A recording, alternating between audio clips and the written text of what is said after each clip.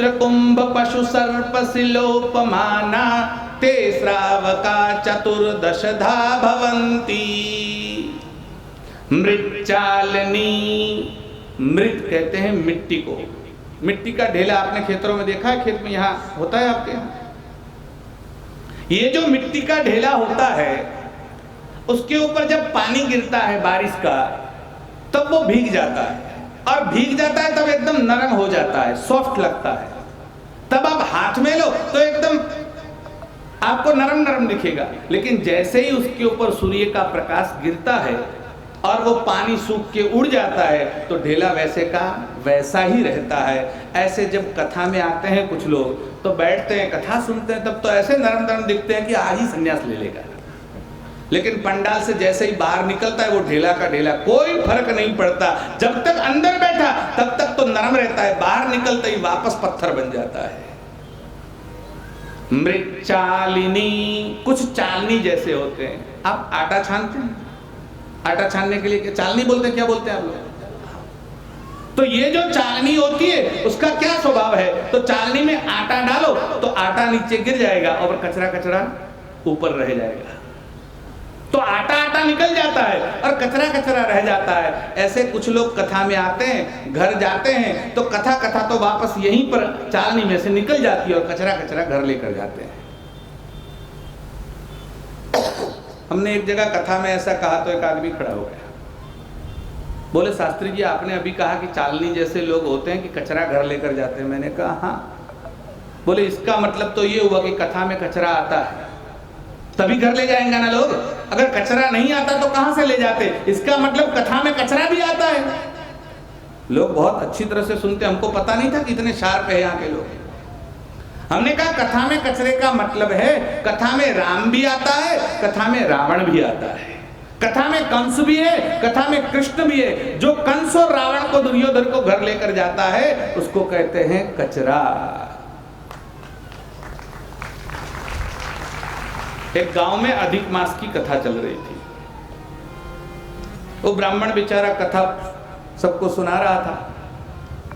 अब कथा जो चल रही थी, कथा सुनाते सुनाते कभी वीर रस आता है, कभी हास्य रस आता है। लोग सुन रहे थे प्रेम से बड़े। 1 महीना खत्म हो गया, सब लोग दक्षिणा देने के लिए आए। पोथी के ऊपर किसी ने 5 रखा, किसी ने 5000 रखा। ये सब चल रहा था। महाराज ने कहा ठहरो ठहरो, दक्षिणा बाद में कर लेना, पहले मुझे कुछ आपसे पूछना है। बोले क्या पूछना है? बोले महाराज एक बात पूछनी है कि आप ये कथा कर रहे हैं, आप लोगों ने ये कथा सुनी है, 1 महीने से आप कथा सुन रहे हैं, आपने इसमें से क्या सीखा है? आप क्या घर लेकर जा रहे हैं? मुझे जानना है।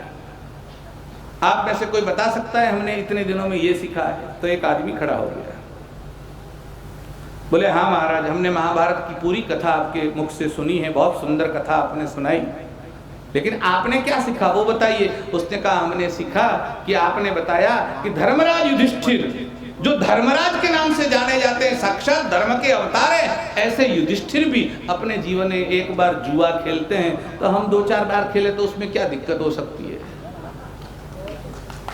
आप कथा में क्या लेकर जाते हैं? ये सुनने के लिए लोग कथा में आते हैं क्या? महाराज ने कहा ठीक है अब बैठ जाओ। बहनों को पूछा, स्त्रियों में से कोई कह सकती है? तो एक बहन जी खड़ी हो गई। बोले आपने क्या सीखा? कि बोले महाराज आपने कहा द्रौपदी के 5 पति थे। महाराज ने कहा बैठ जाओ, आगे नहीं सुनना है। आप कथा में से क्या सुनकर क्या घर लेकर जाते हो? इसी का नाम कचरा है। मृच्चालिनी महिषहंस सुख स्वभावा, कुछ महिष यानी भैंस जैसे होते हैं। भैंस का स्वभाव ऐसा होता है, आप लोग भैंस रखते हैं, घर से भैंस निकलती है, अब तालाब भर गया होगा, गांव में तालाब है, तो भैंस घर से निकलती है, तालाब में जाकर बैठ जाती है, पूरा दिन बैठी रहती है, शाम को वापस घर आ जाती है। जब घर से छोड़ो तालाब, तालाब से छूटा घर, वैसे घर छोड़कर कथा के पंडाल में तालाब समझकर भैंस की तरफ बैठ जाते हैं, और कथा पूरी हुई तो भैंस की तरफ घर चले जाते हैं। ये भैंस जैसे हैं, इनका कोई काम नहीं होता, भैंस की तरफ पड़े रहने के लिए आते हैं। मृच्चालिनी महिषहंस सुख स्वभावा, लेकिन कुछ हंस जैसे होते हैं। हंस का स्वभाव कैसा होता है? आपने हंस देखा है? हंस कैसा होता है? सफेद, सफेद कलर का हंस होता है। हंस श्वेत बक श्वेत को भेदो बक हंसयो। हंस भी सफेद होता है और बगुला भी सफेद होता है। दोनों एक जैसे होते हैं, लेकिन दोनों में फर्क क्या है? नीरक्षीर विवेकेन हंसो हंस बको बकः। पानी में दूध मिलाकर अगर आप हंस के सामने रखेंगे तो दूध में मिला हुआ पानी आप उसको अलग नहीं कर सकते, लेकिन हंस दूध पी जाता है और पानी पानी छोड़ देता है। यह हंस की विशेषता है। तो हंस का ये उसका मूल तत्व यह है कि उसमें से सार ले लेता है और असार छोड़ देता है। मुझे तो दशरथ जी महाजन ने बताया कि हमारे गांव में तो सब श्रोता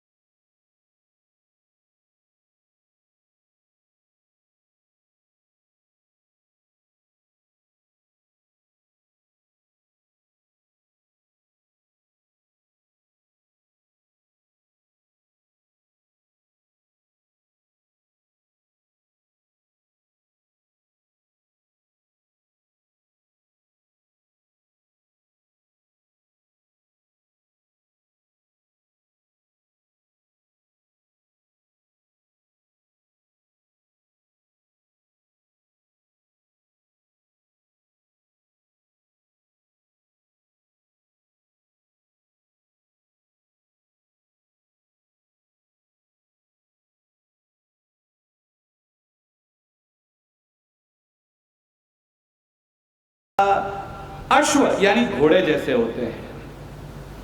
घोड़े पर बैठे आप लोग, शादी की तब बैठे थे, उसके बाद तो नहीं बैठे। ये घोड़ा है ना, घोड़े के ऊपर बैठने वाला, उसकी जो लगाम होती है और लगाम को इशारा करता है, घोड़ा भागने लगता है। और गधा हो तो लकड़ी लेकर मारो तब भागता है। गधे को मारना पड़ता है और घोड़े को इशारा करना पड़ता है। अरे पैरों की जो एड़ी होती है उससे घोड़े को एक बार अगर कोई लगाता है तो घोड़ा भागने लगता है। वो इशारा समझता है कि मालिक क्या चाहता है, उसके ऊपर बैठने वाला क्या चाहता है।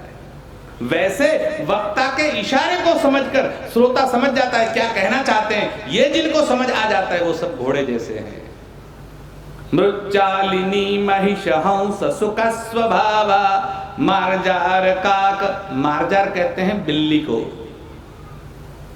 आपके घर में बिल्ली तो आती होगी, सबने बिल्ली देखी है। ये जो बिल्ली है, आपके गांव में कभी सर्कस आया है सोनी जी? आया है? अभी तो सर्कस आने करीब करीब बंद हो गए हैं। पुराने लोगों ने शायद देखे हो।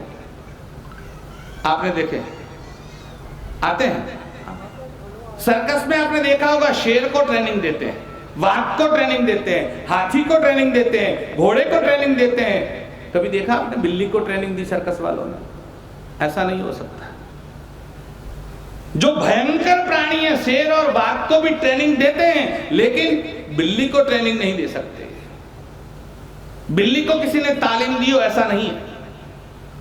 एक बार बीरबल ने अकबर से कहा बिल्ली को तालीम नहीं दी जा सकती। अकबर ने कहा हम देकर दिखाते हैं। और अकबर ने 3 बिल्लियां पाली और बिल्ली को ट्रेनिंग देने लगा। 1 महीने तक, 2 महीने तक, 3 महीने तक ट्रेनिंग दी। और तालीम देने के बाद, उसको सिखाने के बाद बीरबल से कहा मेरे घर भोजन करने के लिए आओ। बीरबल अकबर के यहाँ खाने के लिए गया। दोनों के आसन लग गए, दोनों आमने सामने बैठ गए, दोनों के लिए चौकी आ गई, भोजन के लिए बैठे, बाजट रख दिया गया। फिर अकबर ने ताली बजाई तो अकबर की थाली आई, फिर ताली बजाई तो बीरबल की थाली आ गई, फिर ताली बजाई तो एक बिल्ली आई और सामने आकर बैठ गई। दूसरी ताली बजाई, दूसरी बिल्ली आई, तीसरी ताली बजाई, तीसरी बिल्ली आई, फिर ताली बजाई, एक दासी अंदर से आई, 3 दिए लेकर आई और तीनों बिल्लियों के ऊपर दिया रख दिया। अब दोनों ने भोजन शुरू किया, भोजन चलने लगा। अकबर बीरबल की ओर देखता और कहता है देख देख, तू कहता था ना बिल्ली को कोई ट्रेनिंग नहीं दे सकता, देख मैंने बिल्ली को ट्रेनिंग दी है। बीरबल भी हक्का चक्का रह गया, ये क्या बात है, बिल्ली को कोई ट्रेनिंग नहीं दे सकता, इसने कैसे ट्रेनिंग दी? खाना पूरा हुआ, बीरबल ने कहा क्या हुआ? बोले बैठे रहो। फिर एक ताली बजाई, फिर दासी आई, फिर तीनों दिए ले गई, फिर ताली बजाई, एक बिल्ली गई, फिर ताली बजाई, दूसरी बिल्ली गई, फिर तीसरी बिल्ली गई। अकबर ने कहा देखा? बिरबल ने कहा हजूर देखा तो है, लेकिन मुझे लगता है ये तो होना था और हो गया, ये तो वैसे ही हो गया, कौवे को बैठना था और डाली को टूटना था, बस ऐसा हो गया, ये कोई आपने ट्रेनिंग नहीं दी है। बोले तो फिर ट्रेनिंग कैसी होती? बोले आज हुआ है वो कल करके दिखाओ तो ट्रेनिंग मानो। बिरबल ने कहा कल फिर भोजन को आना। दूसरे दिन फिर बिरबल को भोजन को बुलाया, फिर बिल्लियां आ गई, फिर दिए आ गए, फिर भोजन आ गया, भोजन चालू हो गया। और जैसे ही आधा भोजन समाप्त हुआ और बिरबल ने क्या किया, अपने जेब में एक चूहा लेकर आया था, धीरे से चूहा निकाला और चूहा छोड़ा, और जैसे ही चूहे को देखा तीनों बिल्लियों एक साथ झपट पड़ी। दिए इस तरफ, बिल्ली इस तरफ, चूहा उस तरफ, सब भागम भाग हो गया। बिल्लियां तब तक ही शांत बैठती है जब तक चूहे को नहीं देखती। ये कुछ श्रोता ऐसे होते हैं जो कथा में तो आते हैं लेकिन तभी तक शांत बैठते हैं जब तक अपने काम की चीज नहीं आती, अपनी चीज आते ही झपट पड़ते हैं। मृचालिनी महिषहंस सुख स्वभावा, मारजार का कुछ कौवे जैसे होते हैं। ये कौवा कैसा होता है? कौवा आपकी शेरी में आता है, गली में आता है, और गंदी चीजें जितनी पड़ी हो, हड्डियां किसकी पड़ी हो, कोई गंदा पदार्थ पड़ा हो, उठाकर बाहर ले जाकर फेंकते हैं। ये अटका नहीं देते, फिर भी कौवा ये काम करता है। तो कुछ कौवे जैसे हैं। मृचालिनी महिषहंस सुख स्वभावा, मारजार का कमसको गजलोक तुल्य, कुछ मसक यानी मच्छर जैसे होते हैं। मच्छर का क्या स्वभाव है? आप बैठे हो तो आप कान के पास आएगा, गुनगुन गुनगुन गुनगुन गुनगुन, कान के आसपास ही घूमता रहता है। आप कथा में बैठे हो, पीछे से आएगा, पीछे बैठेगा और धीरे से आपका शर्ट या जब्बा खींचेगा। सुना गांव में ऐसा हुआ, सुना ऐसा हुआ। ये जो एक दूसरे के कान में फूक फूक करता रहता है वो सब मच्छर जैसे श्रोता है। मृचालिनी महिषहंस सुख स्वभावा, मच्छर का एक स्वभाव होता है, आपका खून चूसता है, वो खून पी जाता है। मसक गजलोक तुल्या, और कुछ जलो जैसा होते हैं। जोंक आपको पता है, भैंस को वो लगती है और खून पी जाती है। ऐसे कुछ ऐसे होते हैं जो वक्ता का खून पी जाते हैं। कैसे? एक बार तो कथा चल रही थी। अब कथा चल रही थी तो जो कथाकार थे वो कथाकार ने कई बातें कही, तो एक श्रोता खड़ा हो गया और उसने पूछा, महाराज जी आप कथा तो बहुत अच्छी करती है, मुझे कुछ जानना है, आप बता सकते हैं? महाराज ने कहा बोलो क्या जानना है? बोले महाराज आपने रामायण की कथा की तो बताया कि हनुमान जी को इतनी बड़ी पूंछ थी और पूरी लंका जला डाली। बोले हाँ, तो हनुमान जी को पूंछ थी तो हनुमान जी की मां को क्यों नहीं थी? अब एक क्षण के लिए तो महाराज भी चक्कर में पड़ गए, लेकिन महाराज ने कहा भाई भाई ठीक है ठीक है ठीक है, हम तुमसे जानना चाहते हैं कि तुम्हें दाढ़ी मूछे हैं? बोले हाँ। बोले तुम्हारी माता जी को है? तुम्हारे दाढ़ी मूछे तुम्हारी मां को नहीं है, तो हनुमान जी को पूछे, हनुमान जी की मां को नहीं है, इससे क्या लेना देना है? तो जो प्रश्न पूछकर वक्ता का खून चूस जाते हैं। एक आदमी तो पूछा, शास्त्री जी आप ज्योतिष जानते हैं? हमने कहा बोलो, आपको क्या पूछना है पूछो। बोले आप ज्योतिष जानते हैं तो बताइए आपकी 12वीं कब है? मैंने कहा हमारा 12वां तो होगा, लेकिन तुम्हारी वर्षी बीत जाएगी, उसके बाद होगा, उससे पहले। जैसा प्रश्न वैसा उत्तर होता है। एक आदमी ने पूछा, महाराज? बोले हाँ। भैंस का रंग कैसा होता है? काला। घास का रंग कैसा होता है? बोले हरा।